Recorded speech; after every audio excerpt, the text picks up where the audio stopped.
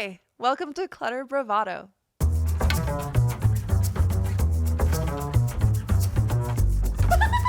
Yes, and It's the energy. It's not just about the stuff. So we should probably just get into it, right? let's go.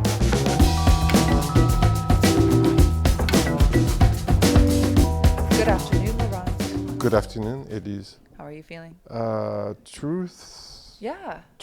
Yeah. I'm feeling okay. Okay. I had a great weekend. Great.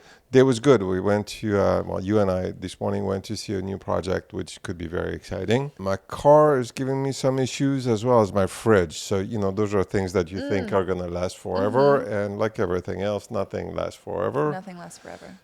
So I'm just dealing with that this afternoon a little bit. But I'm here with you, which is amazing.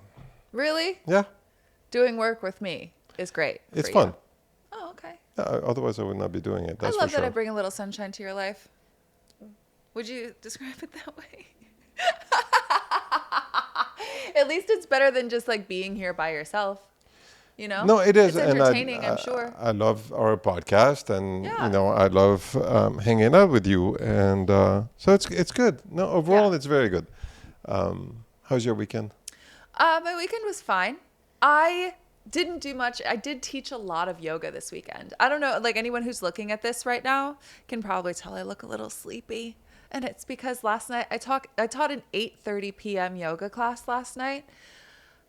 See, when I first started teaching, I taught a 9 p.m. class. On Sunday night? No, on Wednesdays. Yeah, but see, Sunday night, 8:30, who are the weirdos that take a fucking yoga class at that time? Okay, listen. What? You just Yes, called I my am. students weirdos. Yes, I did. Okay, well, you're not wrong. But I'm like, it's No. Sunday night, 8:30. I get it, though. I mean, because watch fucking Love Island, for You're God's sake. swearing so much today. Are Sorry. you in a mood?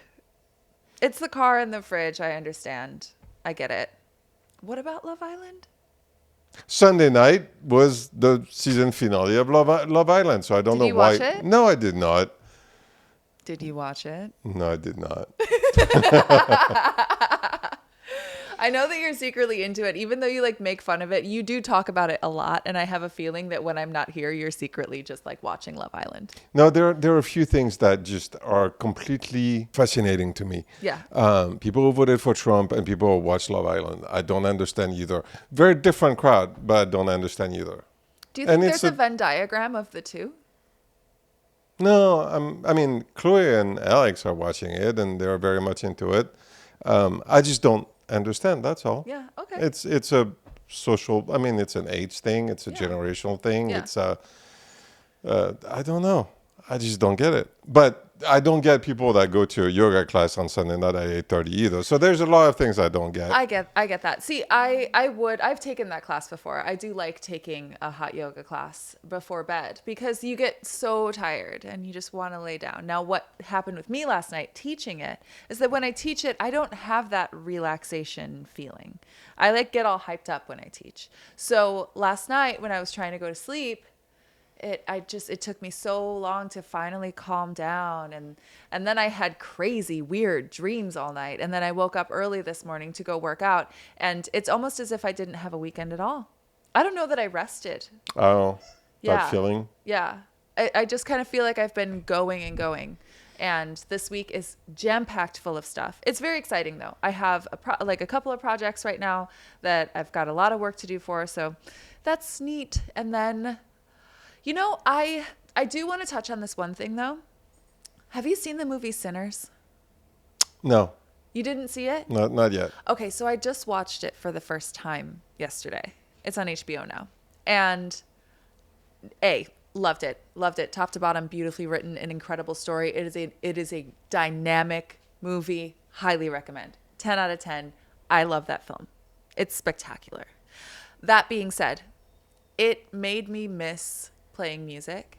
I miss it a lot. We also had a guest on, which is going to be coming up in a couple episodes. So stay tuned. Yeah, stay tuned. And subscribe. And definitely Please. subscribe because we've got some really great guests coming up.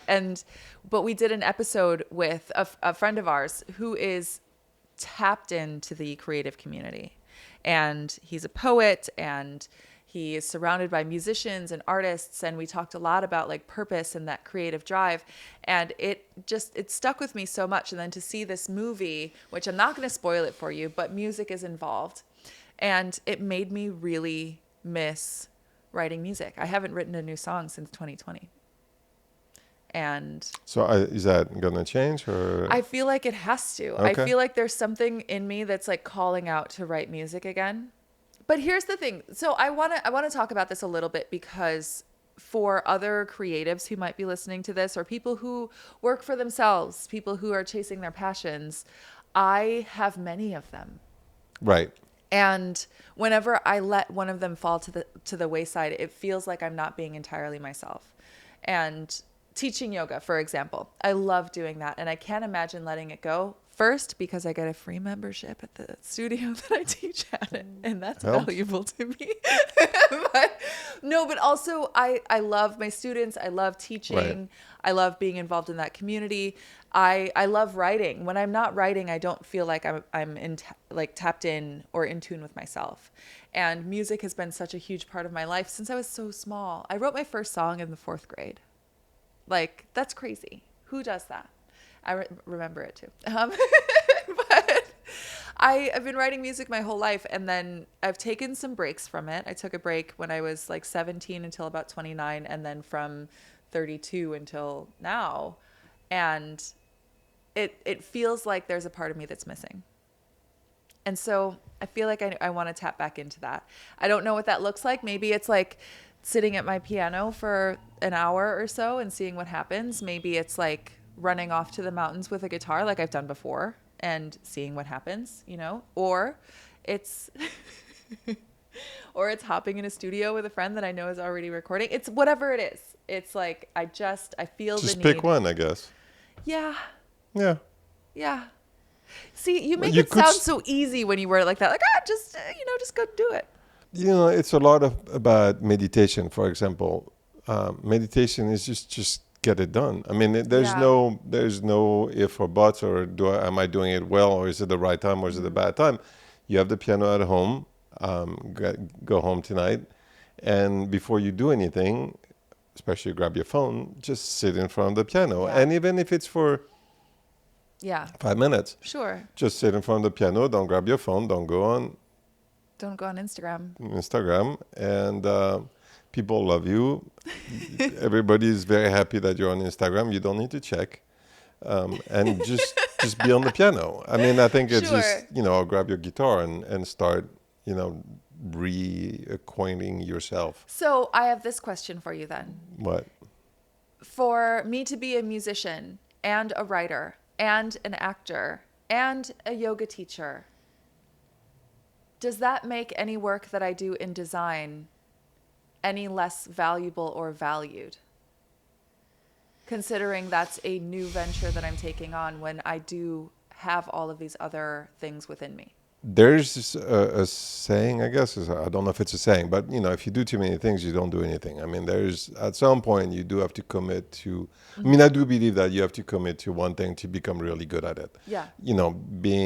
Dabbling into too many things make you possibly an amateur, not really a pro. I think that acting, like music, like design, like writing, it's one of those careers that somehow you have to, I think, at some point choose.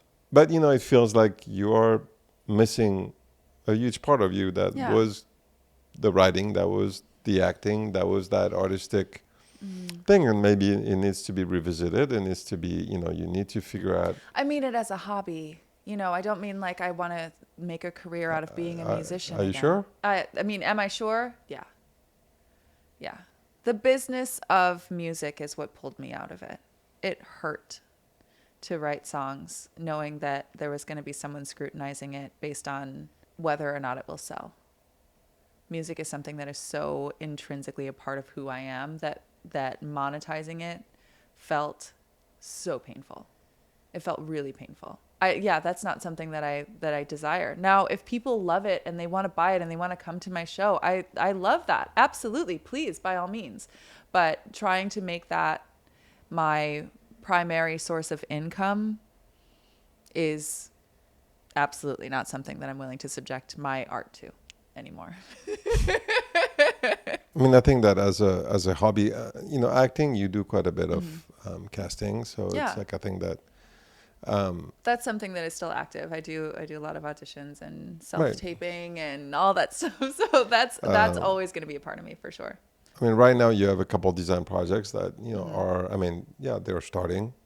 So you have a bit of things to do and be creative. And, you're doing the podcast, you're doing some teaching. I mean, you're doing a lot. And, Yeah. for now, look, you're juggling a lot. It's working for the most part. And then tonight, just, there's time for you to sit down in front of the piano and play. So just Yeah. go have fun. I'll get And into it. you'll figure out we'll figure out what happens from there.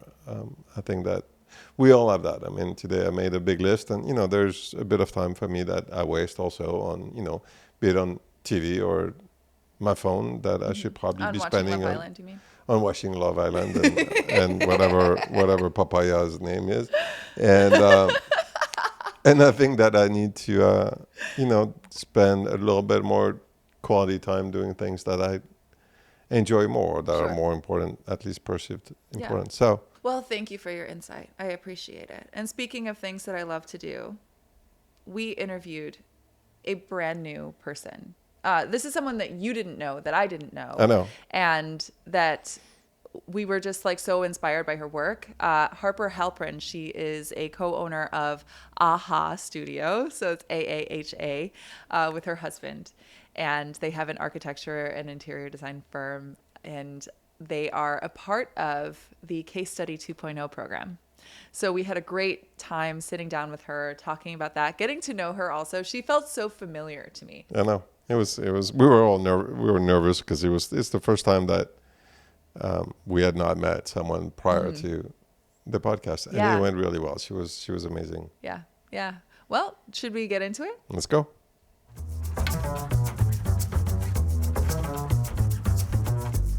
Welcome to Clutter Bravado. We are here with Harper Halprin. Hi. Hi, thank you so much for having me. Is it AAHA Studio? Do you pronounce AAHA, AAHA? yes, I love yes. that. That's really fun because it's Aaron and Harper, so Correct. AA and HA. Yes. I And then we love thought that. we'd put an interesting spin. It's like your big idea, your aha moment. So. That's great. So Yeah. it's an architecture firm. Architecture Yes. and interiors, Yeah, yeah. So tell me your origin story. You are from LA, right? Yes, Okay. correct. From LA, born and bred, both of us. And then we went to school at USC. So we were here kind of all throughout our youth, so to speak. And then I dragged Aaron to study abroad our 4th year of architecture school. Where did you go? We studied in Como, Italy. Oh, Not too shabby, Not right? too bad. Yeah. Oh, I Yeah. guess. Yes, we got to study in a villa overlooking the lake and live Dramatic. in the old city. So we were in the old city grounds, and I mean, I don't think when we were there we realized how monumental that Yeah. that really was. Yeah. It's funny, But yeah. fast forward many years and traveling the world a little bit more, I realized like that was just beyond. How long were you there? We were there for 6 months. Oh my gosh. Well, a semester, so I guess Yeah. 5 technically. But it was a great program because Mm-hmm. we got to be with USC Architecture. There were 20 of us, and they would rotate professors in and out. So they would come in for like 2 or 3 week stays. We would get, lectured by them. Our studio would be there. We were there from December to, I guess, May. And then we would go once a week to the Polytechnic in Milan, and we would learn there. Oh my gosh. And we would do 3-week stints all over Italy. So we spent 3 weeks in Rome and 2 weeks in Florence and Verona, Vicenza for a little while. And right on the border of Switzerland, we would go into Switzerland all the time. And yeah, pretty special. Wow. A week in Paris. Wow. Yeah. Oh, wow. Yeah. That's incredible. So how did that actually influence your design style when it comes to architecture? I mean, I think it's less about style and more just about being totally open to seeing the benefit and beauty of design agnostic of style, actually. Oh, yeah. Because I think it's really about how you're experiencing space. And Italy has, you know, obviously some of the most beautiful ancient architecture, right? The ruins in Rome, et cetera, et cetera. But then it also has, especially in Como, a huge brutalist movement, right? Okay, yeah. And so we studied Tirani and a lot of the brutalist architects. And so those two styles are just, they're not comparable at all. Yeah. But you really see the beauty in all of them individually, and getting to travel the world, you get the benefit of really becoming style agnostic to a certain point. Yeah, because you have also all the 70s and, you know. Exactly. Yeah. Wow. That's What incredible.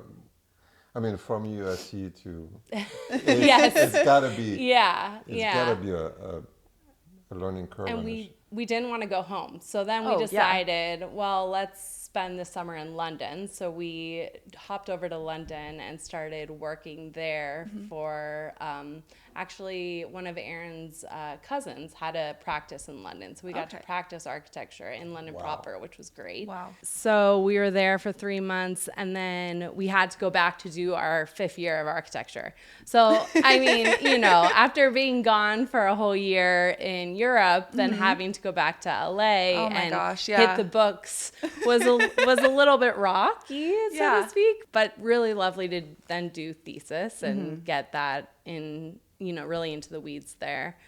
And when we graduated, I was like, I don't want to be in LA anymore after obviously Right. experiencing Yeah. all of that. It makes more sense. Yeah. Because we were talking before sitting down, and I'm like, but it makes more sense now. Yeah. Yeah, so we really wanted to go back to London, but they weren't really allowing, you know, talent outside of London to work in London proper. So we decided, hey, if we can't go there, let's try New York. You know, it's a good second choice. Yeah, why not? And we said we'd go for like a year or two just to experience it. And I dragged Aaron there on a spring break trip and said, what do you think? He's like, okay, cool. Well, it was 2008, and we were looking down the my barrel gosh. of, you know, what we all now know is a Right. really hard time to find a job. Yeah. So we moved to New York without a job, and we got lucky enough to land one and proceeded to spend 5 years getting our real education in architecture and architectural interiors in New York. We got to work for some really fabulous studios there. And Wow. so that was Wow. really great. And in a city that's super challenging to, I mean, but so great in your Right. 20s, right? Because Yeah, you can be yeah. poor and stupid and just enjoy and, you know, it's your playground, Yeah. right? Yeah. But I was more meaning like the challenge of working on apartments or houses in New York. It's like Yes. that must be a steep learning curve and It- a real It experience. was. I think, you know, when you come out of architecture school, especially at USC and other West Coast schools or really national schools, there's a huge focus on urbanism and big picture ideas. And then when we got to New York, we ended up at a studio called Studio Sofield, Bill Oh my God. Sofield's office. One of our favorites. Yeah. Yeah. So he gave us a very intimate education on not the opposite of urbanism. That's not the right thing to say, but it's all about the detail and how things come together, how they're made, the artisan, the textural component, right? So that was just such a big transition from that big idea urbanistic education. And I jumped in and just loved it. I mean, I was working on all the Tom Ford retail rollout, and so that was a really amazing opportunity. And then working on furniture lines and lighting lines and, you know, McGuire and Baker, and really understanding how things are built and doing shop drawings. And that was super interesting. So. We made custom furniture for them, and Oh, wow. they do, and that's what they do 3D modeling of all their custom furniture before. yeah. It's insane. I mean, Yeah. the detail, and he was he was LA based at first. Bill. He had an LA office. office for a little while. He's, you know, an architect by training, but he really focuses on, you know, interiors, and they started doing a lot of larger scale development after we left. But yeah, it's just an amazing office to be a part of. So fun. we worked there for a while and, got our bearings in New York. And then we said, okay, we can't be there anymore. 5 years, Yeah. Time to rip off the Band-Aid and come home. Our family is still here. So we had gotten married while we were there and, done all of that and decided to move back and get licensed in LA and just really get reacquainted with LA as a city, because when you're in school and growing up here, it's very different than coming back and living here as, an adult and understanding the layout of the city. And Yeah, there is something that's really important about when you live in LA, you have to leave for a minute. yes. And when you come back, you become so much more grateful for the city and you see it in a different way. I left LA for like nearly a year and I was like exploring. I was in Europe and traveling, and there were a bunch of other places that I'm like, oh, maybe I could live here. Maybe I could live here. And I came back to LA and I was like, no, I need to be here. Like this is such an incredible city. It's just very vibrant, but also still a little calm, right? You get to go move inward and kind of be by yourself. Whereas New York, you're, in the hustle and bustle, no matter where you are, even, inside you feel a little bit, enclosed. But in LA, we get a little bit more space, a little more expanse. We have nature right here. We have beautiful design. We have a lot of creativity. I mean, now we have great food. I would say growing up, it was very different. Like LA as a city has changed a lot in, I would say, the last 15 years especially. It rivals some of the best big cities in the country, and I think we're pretty lucky to live here. So since you came back here, when you moved back here, what did it look like then to readjust? You were just like working for this incredible firm. Like, what is it like then coming back here? So I think it was a huge adjustment because in New York, as I said, working for some good, amazing places, it was really about the artisans and working with a lot of custom millwork and, a lot of the detailing. And when you aren't having huge structural changes working in, these buildings in the city, a lot of it is about how the interiors come together. And we had gained such an understanding and a beauty for that thought process that coming back to LA was a little bit of a shell shock, because I feel like architects in LA often focus on this is my shell and they forget there is things to the inside of the shell that actually make the shell so much richer. And when we moved back, we decided we're going to get licensed. So we took our tests very quickly, got them out of the way, and I said, I really want to work for someone who does interiors. And that's kind of a hard ask in LA to find someone who does architecture and interiors. And I ended up working for someone who's an amazing designer, but she actually is an interior designer and was looking for an architect to team up with and kind of have the best of both worlds. So my first job in LA was very much rooted in interior design and actually less in traditional architecture. Wow, yeah. Okay, so how did your experience then, like when you decided to start your own firm, like how did you decide that you definitely wanted to include the interiors and architecture at the same time? So I would say that for us, it wasn't a question of if we would do that. It just came naturally. It was like not, oh, we're only going to do architecture or we're only going to do interiors. When we design, we do both simultaneously. It's just baked into our process. And so when we're designing, an architectural residence or a commercial space or whatever it is, we're automatically thinking about what's happening on the inside. What is the light looking like? What is the furniture layout maybe going to be? What is the scale of that? How are people using the space? I don't think, to me, they can't be separated. And even if you're working with an interior designer or you are the interior designer and you're working with a different architect, it's very much a play on those two components that you don't have to do both necessarily, but just the fact that you're thinking about both is incredibly important. There is a little bit of an epidemic in Los Angeles of the big empty box. They may have like a beautiful staircase, but then beyond that, it's all the rooms just feel like boxes. Yes. And so what is something that you like, a little detail that you pay attention to that you always like to add in, or something that's like your signature detail? I think we don't have a signature detail because Okay, yeah. we really go back to, we're a very customer service driven Yeah. studio. And I say that not in a demeaning way, but more like it's collaborative, right? We want our clients to really feel like it's signature to them and what they want, less signature to what we're doing, right? And so being design agnostic or you know, not design agnostic, but style agnostic, really allows us to cater to what the clients want. And you know, someone can come to us and say, hey, I really love a beautiful Spanish style home, or I really love a mid-century modern, or I really love, you know, a high modern, high gloss, all the things. Yeah. And we're like, okay, great. That's just a different design problem.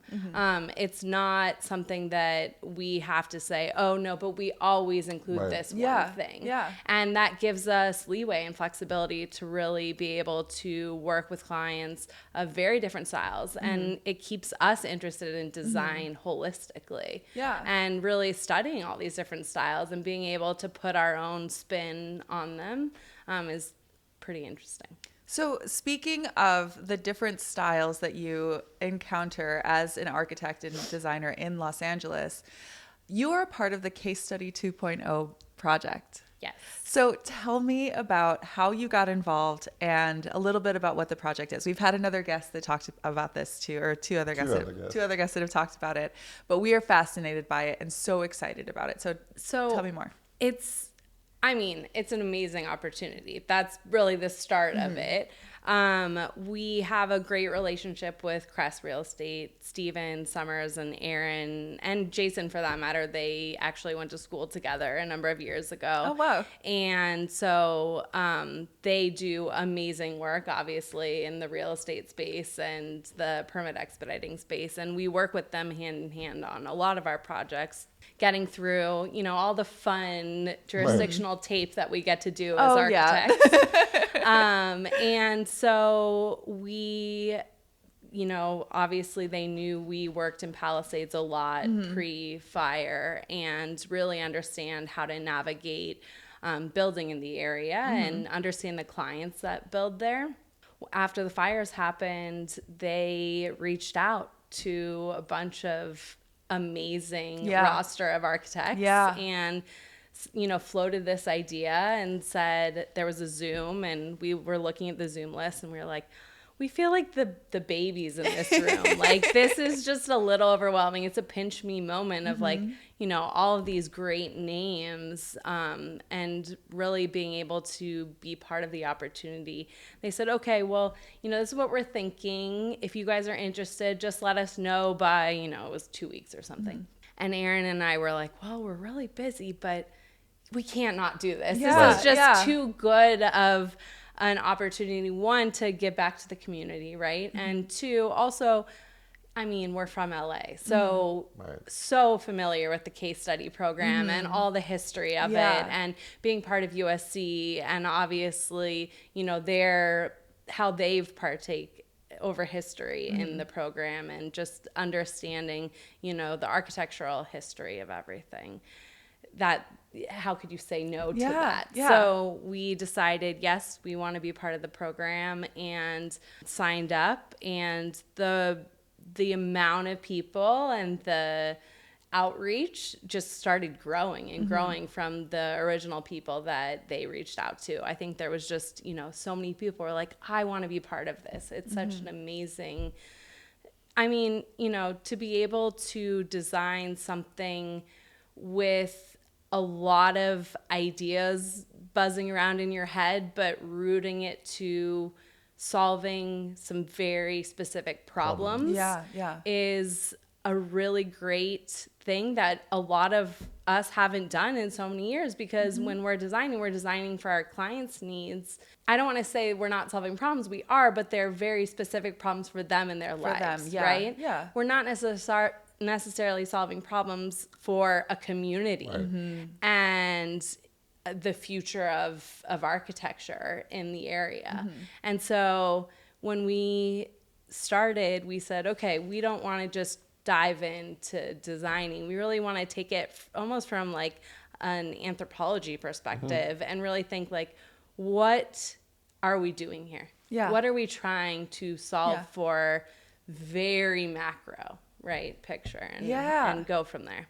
I think that was also Jamie's point, which is, fantastic. It's also not that I wish any other area to have that kind of disaster, but it's also a framework probably for other regions in the country if and when they would be hit by be it a hurricane, a fire, or It's just getting more and more of an everyday story, Yeah. not an Right. abnormal And story so- anymore, yeah, which so is for- so scary. It is so scary. what you're doing is definitely it goes beyond just the Palisades. It could be a movement that helps other areas too. Yeah. When for you were sure. working on your design, what was the inspiration for the design that you came up with? So, we sat down actually over the weekend because we were very busy, and we Yeah. brought some people from the studio in, and we had all the kids running around, and we actually had Lisa in our office. She does a lot of the interiors. She came, and Becky, another project manager in our office, and we sat there and we just brainstormed for a number of hours, and we were just like, okay. We had actually, Lisa had brought different cards and Post-its, and we were just writing, big picture ideas and creating diagrams. It was not at all about plan or program. It was very much about who is living in these spaces Yeah. and what are we trying to do as a community. And especially in Palisades, having designed there for a number of years, understanding this is a very tight-knit community. Absolutely, yeah. And as is Altadena. And that's really kind of the really interesting juxtaposition. These are two very established neighborhoods in LA. And there's a lot of families that have lived in each respectively for generations. Yeah. And so they do have that really interesting overlap. Maybe very different populations, maybe different types of people. One is maybe, more West Side versus East Side, right? We all know those are two very different populations. Cultures, yes. But just really understanding that these are family neighborhoods, right? Yeah. So we're not talking about just young families. We're talking about aging in place and multi-generational living and just a lot of different ideas about that. And then also community spaces. And in LA, you have your plot of land, right? Yeah. And everyone has hedges around it, and everyone is a little insular. And there is a benefit to that, right? Like we said in the beginning, in LA, you get to kind of go in and be quiet and reflect and be calm in your own space. But I think that there is also this idea of community where we want to connect to our neighbors, right? And we didn't previously as much. But I think now through this experience, a lot of these people are now starting to really connect with their neighbors through, unfortunately shared trauma in this situation. But exactly. moving forward, what does that look like? And what are the opportunities that we have in that situation? So we talked about all of these things, and we settled on the idea of a combination of the benefits of defensible space in a landscape forum, right? Okay, the yeah. idea of how landscape and open space works as a fire block. Yeah. And then also marrying the idea of California living indoor-outdoor experience as well as the idea of community and maybe even breaking the mold of we all live in our plot of land, but what if we took out the fence between the two and we had multi-generational living across different plots and we could actually create big courtyards and the idea of that, or staggering buildings, staggering spaces, because having gone up there, up to Palisades after the fire, post-fire, you really get a sense of it's very eerie. The fire just barreled through all the homes, but then all the greenery behind and in front is completely intact. Wow. And that really gave me pause of like, there is this moment that Palisades was loved for its lush greenery. Yeah. Right. And we don't want to take it away, we want to do it responsibly. So how do we kind of bake that into the architectural layout on a very narrow 50-foot lot? Yeah. Yeah. So that's really the impetus of our submission. The houses are one thing, but you know, the community, the businesses and all that stuff. So is that also part of the conversation? So there are so many movements, grassroots, and also, you know, politically driven, city driven, all of these different people. LA really banded together to create, you know, help in both the immediate but also in the future planning. And so there are, you know, there's the Palisades Coalition, there's a Builders Alliance, there's Case Study Adapt, Case Study 2.0. There in Altadena, there's the Foothill Collective. And then there are also different components of like people on the grassroots level organizing block captains and really understanding all these different things. There's Steadfast in Palisades, you know, being put on and really trying to reinvigorate the urban corridor and getting a little bit more density down on Sunset and those areas.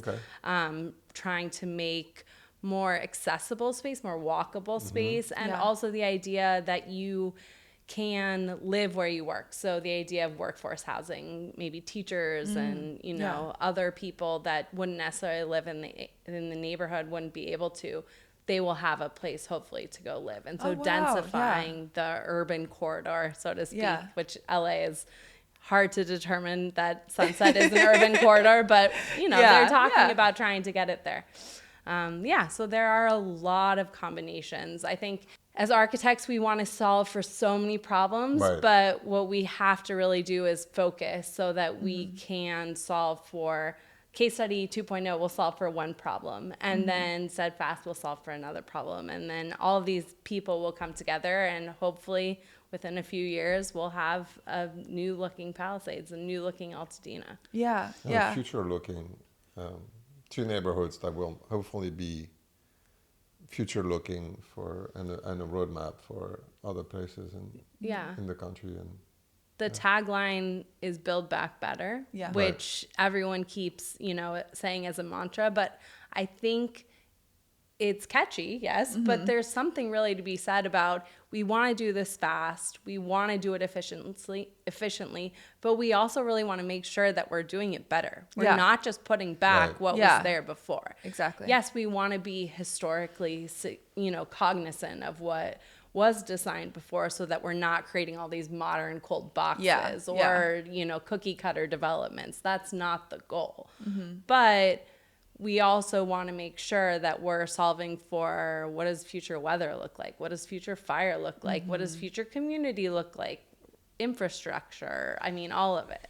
It's a big task. I think that's the beauty about it is that, and the fear was at first, in talking to a few people that are involved, you know, the fear was that it was going to be built back worse. And so the fight to build back better, I mean, I get the verdict's still out. I mean, hopefully, hopefully it will be but better. I think that the effort is really good for that because, you know, the fear was to have, you know, big boxers come up, you know, developers trying to make, you know, so I think that we'll see where it lands, but the effort is coming up.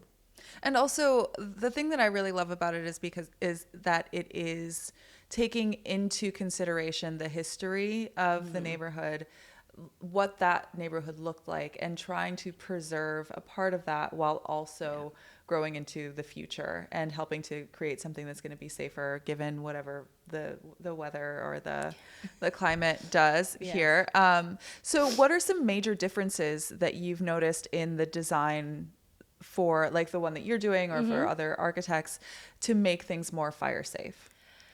So they're all so different. Okay. It's really interesting. It's kind of harkens back to being in school and doing a design charrette where when you're in school and you're in studio, you're working side by side to your neighbor. So you kind of know what everyone's doing to a certain extent. You're driving ideas together.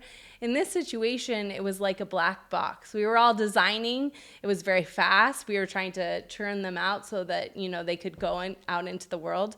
But you didn't necessarily know what anyone else was doing. And there's a freeness to that, but there's also a big weight to it. Like, oh my gosh, is this good? Like, what are we doing? This is a really big deal. So I think that it is mind-boggling how many different designs came out of 40 plus offices. Yeah. And how varying in shape, style, detail they are. But they all have ideas of fire hardening because, of course, that's part of the conversation that needs to be solved for. These are part of the problems that we're going to be facing moving forward. And for us, it was a lot of conversation about what are the materials we're specifying, right? Are they Class A rated? You can get very, very nitty gritty. We designed ours to not have any eaves. This is something that's, big in conversation right now. And there has to be a balance because obviously with a lot of historical architecture, you don't want to lop off the leaves. That's what made them so beautiful to begin with. So there's other ways to do that. And I think, some of the more historical designs that were submitted, Spanish style, et cetera, they did do things like that. But there's also a lot of conversation in some of the forms that people put forth of what does a fire hardened home look like? Or one of a colleague that we're friends with, she designed a home that is one big fountain in essence, right? It's all about water. And someone else designed, this pyramid looking piece that really turns inward. And you can see just from its form, like, oh yeah, maybe it doesn't say, oh, this is fire hardened, right? But for someone who understands maybe what the goal is, I'm like, oh yeah, that's really interesting. Wow, yeah. So everyone did it in a very different way, but they all incorporate it. Yeah. How has it been to be part of that community? Because we talked to someone from New York a couple of days ago who was like, I don't know, they just moved here and they can't quite get into the design and our design community. And we're like, no, it's a big one and it's a fun one. How has it been for you?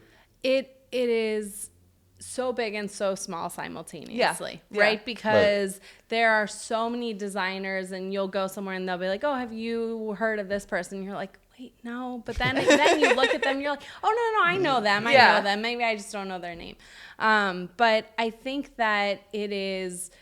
In LA in particular, I find the design community very accepting of everyone, that we're very open to new blood, and it's a little bit more of a wild, wild west. I think in New York, there's this concept of big players, where did you come from? Who have you designed for, et cetera, et cetera. But here, people don't ask you those types of questions. They're just like, oh, you do good work? Cool. Okay, great. Awesome. Like, what does your daily design practice look like?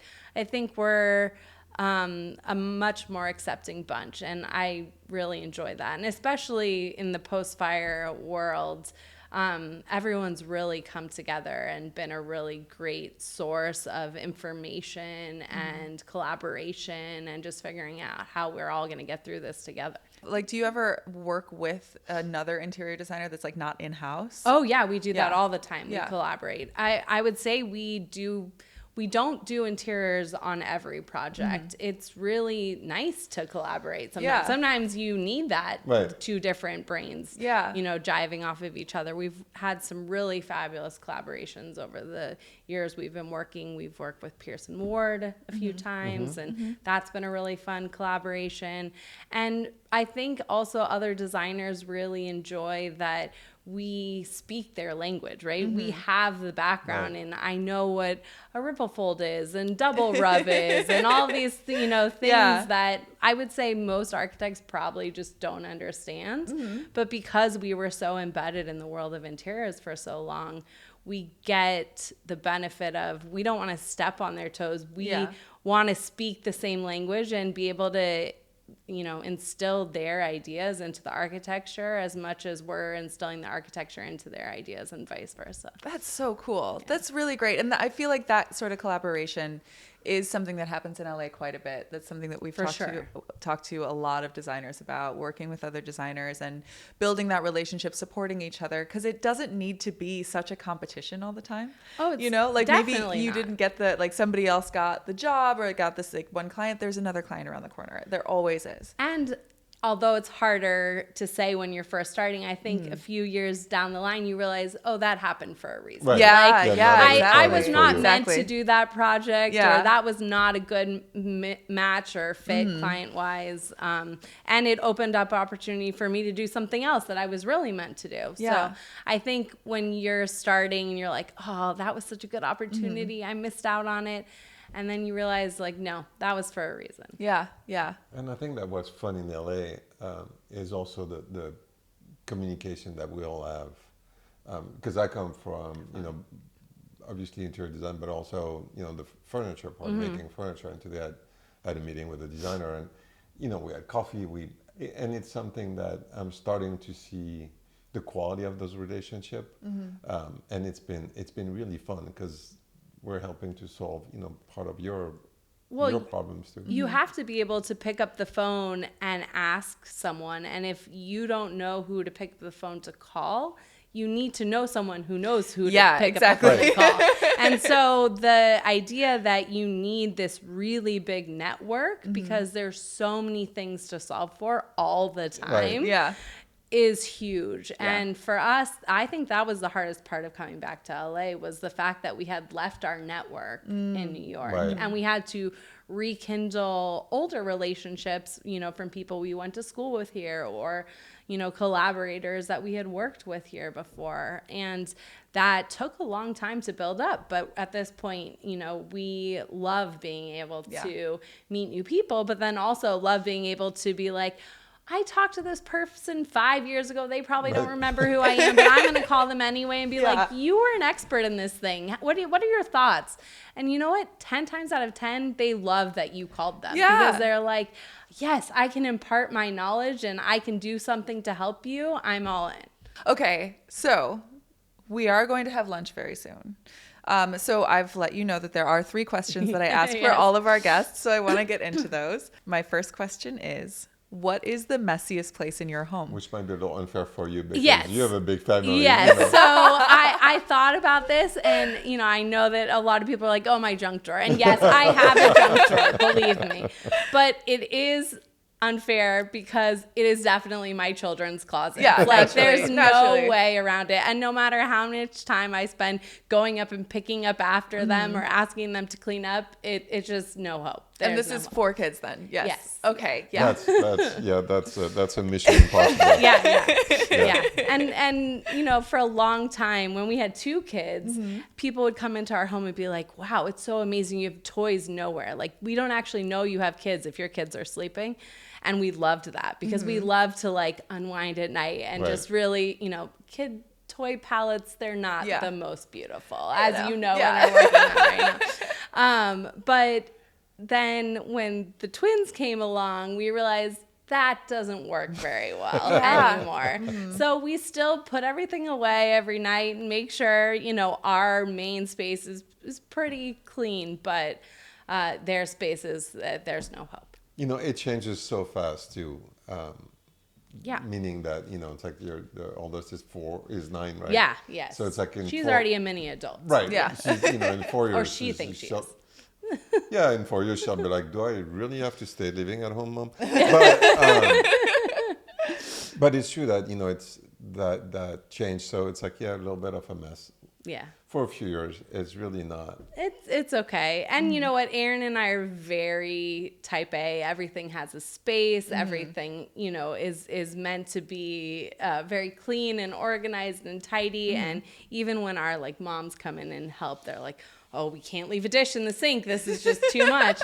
But kids don't get that. No. They don't understand. No, not yet. Yeah, not yet. Yeah. Okay, my second question for you is, when you walk into a new place or into a new space, what is the first thing that you notice?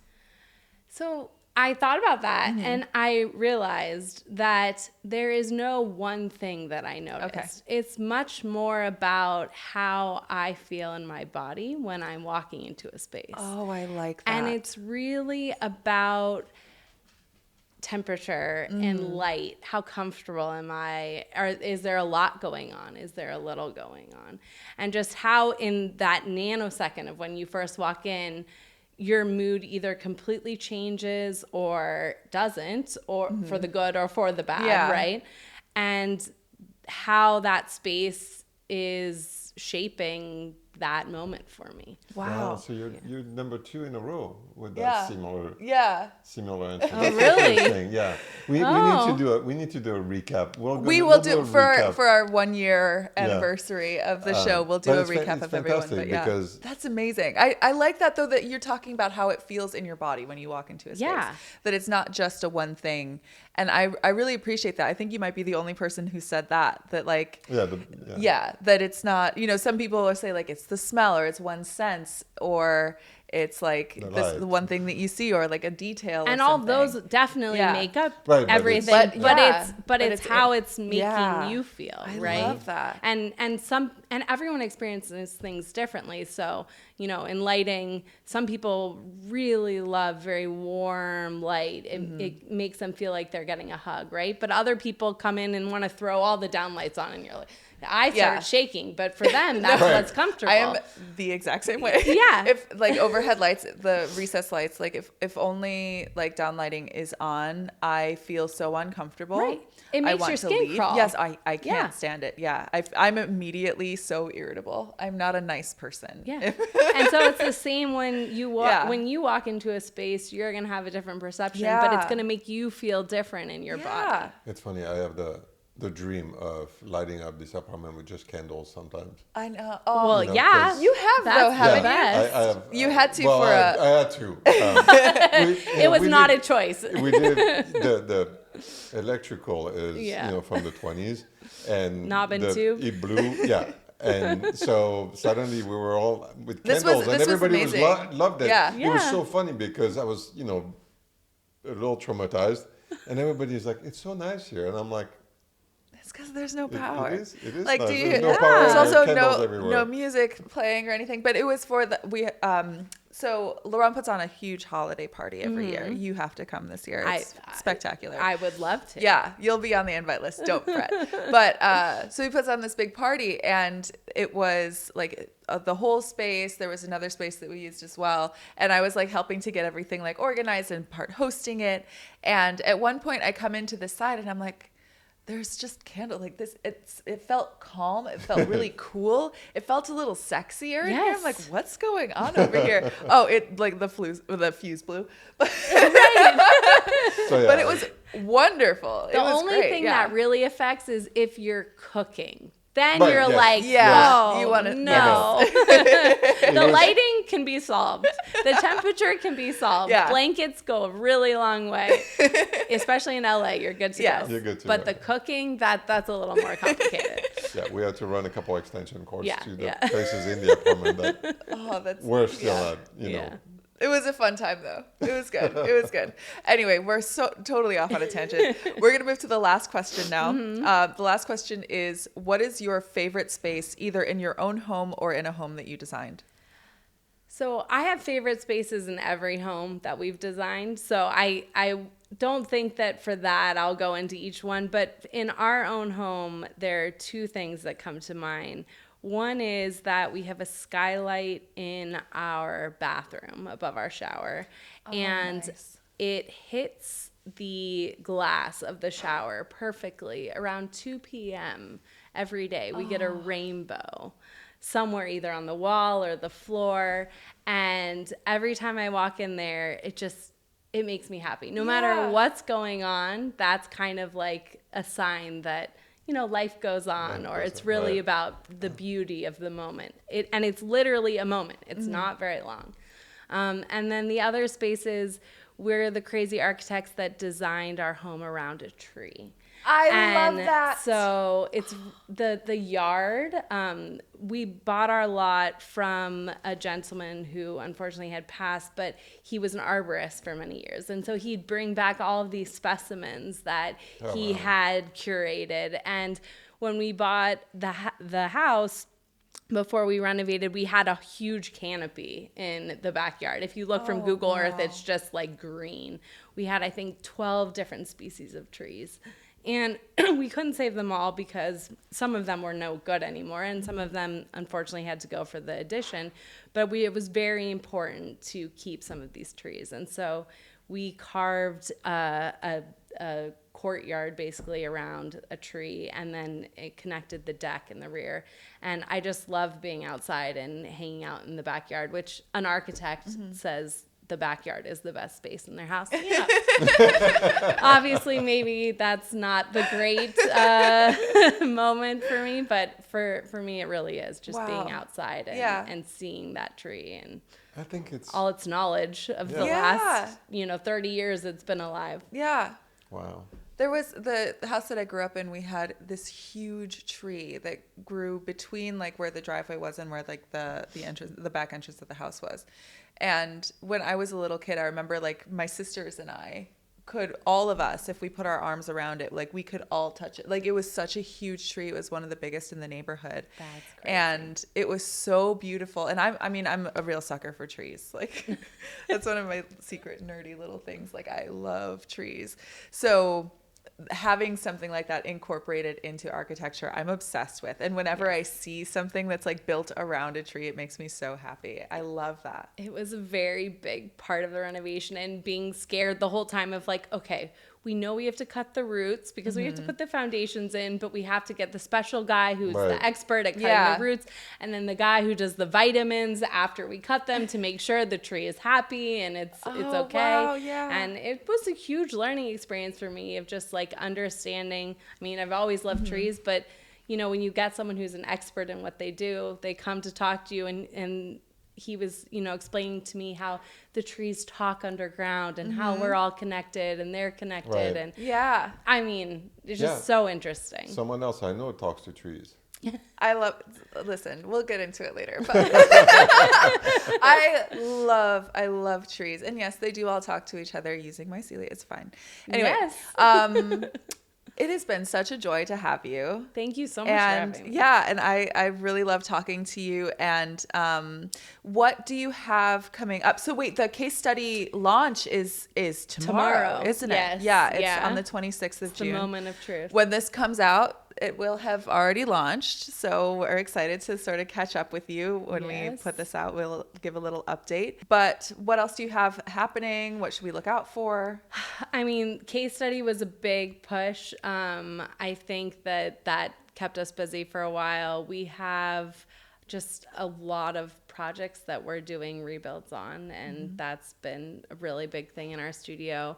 But I would say the next biggest thing besides that is we have a event space opening up in a historic building in San Diego in the end of the summer. And so that will be a really big one. It's been a labor of love for a number of years. Oh, nice. Wow, that's really cool. Where do we very cool. find? So where do we find you? And It's going to be at the headquarters. It's in the old police headquarters. Oh, wow. In Okay. San Diego. And so it's right by the port, and it should be really interesting once it comes out. Yeah, it's going to be that's great. Awesome. Well, I'll definitely keep an eye out for that.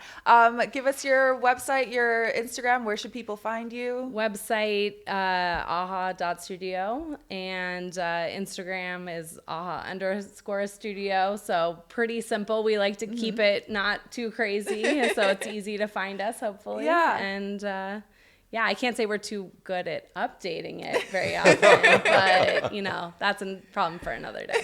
yeah, that's when the kids go to college. That's how you're like, I have all that time. What am I going to do? A new website. Thank you so much. Let's get to lunch. Yeah. Yep. Yeah, Thank you sounds so good. much. Thank you for having me.